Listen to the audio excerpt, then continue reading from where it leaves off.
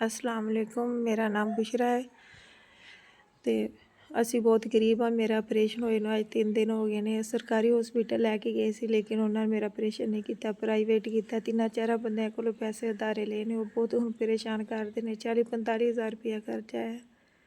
ਅਸੀਂ ਜਿੱਥੇ ਰਹਿ ਰਹੇ ਉਹ ਵੀ ਰੈਂਟ 'ਤੇ ਰਹਿ ਰਹੇ ਹਾਂ। 5,000 ਰੁਪਏ ਦਾ ਕਿਰਾਇਆ, ਬਿੱਲ ਵੀ ਆ ਜਾਂਦਾ ਲੇਕਿਨ ਮੀਆਂ ਮੇਰਾ ਜਿਹੜਾ ਕਮਾਉਂਦਾ ਹੈ ਉਹਦਾ ਬੇਟੀ ਦਾ ਦੁੱਧ ਦਾ ਖਰਚ ਹੁੰਦਾ ਹੈ। 2 ਮੇਰੀਆਂ ਬੇਟੀਆਂ ਨੇ। अगर कोई अल्लाह का बंदा है ना, मैं हाथ जोड़ के दरखास्त करती हाँ कि मेरा कर्जा उतार दे। मेरे घर का चूल्हा नहीं चलता, मैं मंजी ते पई हाँ, मैं कमा नहीं सकती, कुछ कर नहीं सकती।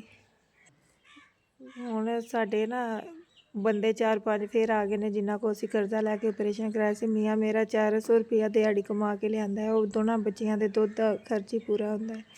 मैं लाचार हाँ, मेरा कोई नहीं है करन कमान वाला, ना कोई भैन भरा साथ देने वाला है। तो ताड़ी मेहरबानी, मैनूं धी समझो भावें भैन समझो तो मेरा कर्जा उतार दो। 1 2 3 4 5 6 7 8 SVS ताड़ी तरफों 8,000 रुपया मैनूं मिल गया। इन्हां पैसे नाल मैं अपना इलाज करावांगी। अल्लाह तुहानूं तंदुरुस्ती देवे, अल्लाह मियां तुहाडे कारोबार ते बरकत पावे। मैं बड़ी खुश हाँ।